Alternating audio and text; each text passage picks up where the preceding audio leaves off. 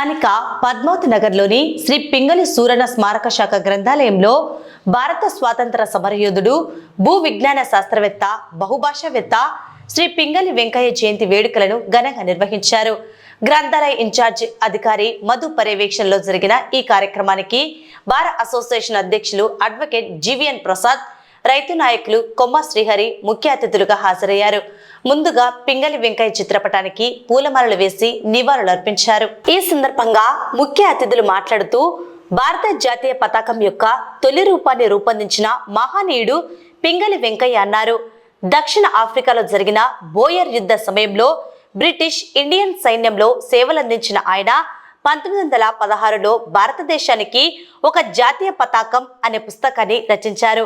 మహాత్మా గాంధీకి రాట్నం చిహ్నంతో కూడిన త్రివర్ణ పతాకాన్ని సమర్పించి దేశానికి ఒక గుర్తింపును అందించారు. ఆయన రూపొందించిన జాతీయ జెండాను గౌరవించుకోవడం ప్రతి భారతీయుడి యొక్క బాధ్యత అన్నారు. ఈ కార్యక్రమంలో గ్రంథాలయ పాఠకులు రామకృష్ణుడు, హుసేన్, సుబ్బారావు, ఫణీంద్ర, చంద్రశేఖర్ శర్మ, నరసింహారెడ్డి, ఆదినారాయణ తదితరులు పాల్గొన్నారు.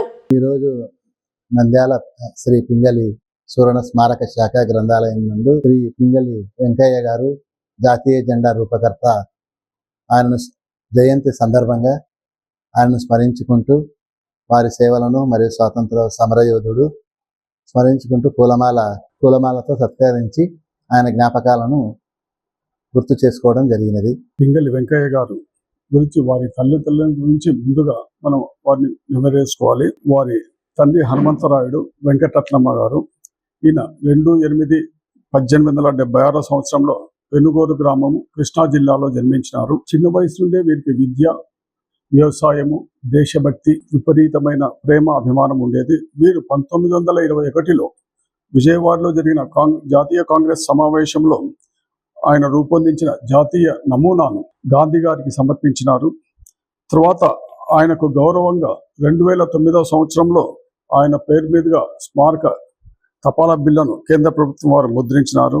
ఆయన గొప్ప స్వాతంత్ర యోధుడు అని చెప్పడానికి, యువకుడిగా ఉన్నప్పుడు బ్రిటిష్ భారత సైన్యంలో చేరి దక్షిణాఫ్రికాలో జరిగిన బోర్ అనే యుద్ధంలో కూడా పాల్గొన్నారు. అక్కడ మహాత్మా గాంధీని కలవడం ద్వారా ఆయన యొక్క ప్రవచనాల ద్వారా దేశం మీద విపరీతమైన గౌరవము, స్వాతంత్ర సమరయోధుగా మారడం జరిగింది.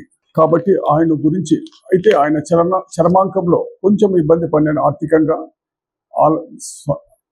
పూర్వం రోజుల్లో అందరు స్వాతంత్ర సమరయోధులందరూ చరమాంకంలో ఆర్థికంగా ఇబ్బందులు పడినారు. అదేవిధంగా ఇతను కూడా ఇబ్బంది పడినారు.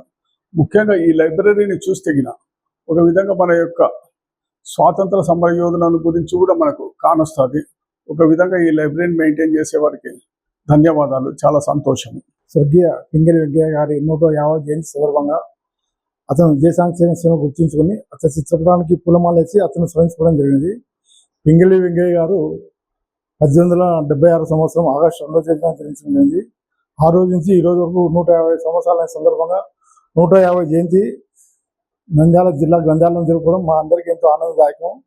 పింగళి వెంకయ్య గారు 19 వయసులోనే బోయర్ ఉద్యమం, దక్షిణాఫ్రికాలో జరిగిన బోయర్ ఉద్యమంలో పాల్గొని గాంధీ మహాత్మతో పరిచయం ఏర్పరుస్తున్నారు.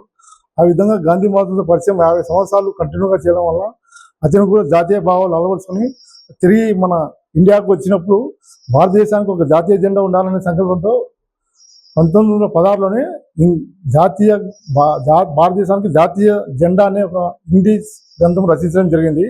అప్పటి నుంచి ఆయనకు మన దేశానికి ఒక జెండా ఉండాలని వివిధ దేశాల జెండాను నమూనాలను పరిశీలించి మన దేశానికి జాతీయ జెండా కావాలనే సంకల్పం దృఢంగా ఉన్నది.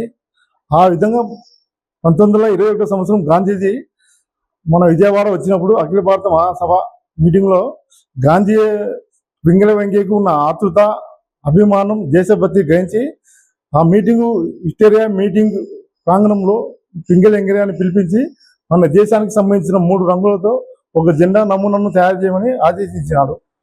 ఆయన ఆదేశానుసారము పింగళి వెంకయ్య గారు 1921 సంవత్సరము మార్చి 31వ తేదీన, ఏప్రిల్ 1వ తేదీన 2 రోజులు జరిగే సమావేశాలలో గాంధీజీ చెప్పిన 3 గంటలలోనే అతనికి 3 రంగుల జెండా తయారు చేసి విక్టోరియా మ్యూజియం రూమ్, ఇప్పుడు గాంధీ మ్యూజియం రూమ్ అంటారు విజయవాడలో, ఆ మ్యూజియం హాల్లోనే జెండాను గాంధీ గారికి సమర్పించడం జరిగింది.